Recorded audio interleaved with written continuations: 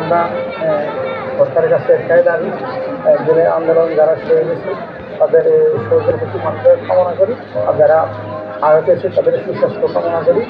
আর সরকারের প্রতি আমরা একটা আহ্বান জানাচ্ছি, আমাদের প্রতি যে আমরা সরকারের প্রতি যেগুলো পেয়েছি, যেগুলো সরকারের আমাদের থেকে সহানুভূতি দেখান সেটার জন্য।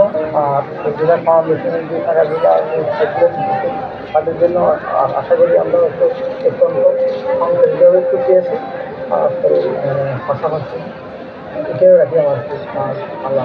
ভিডিও কি চাপ দিয়েছি, চাপ দিয়েছি।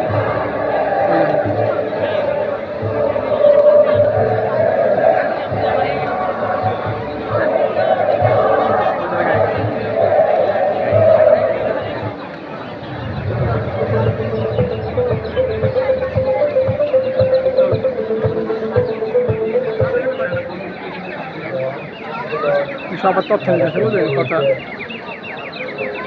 তখন আমার বাতিজা মিরপুর ছাত্র, মিরপুর 10 নম্বরে ওই টাকাকালীন মিরপুর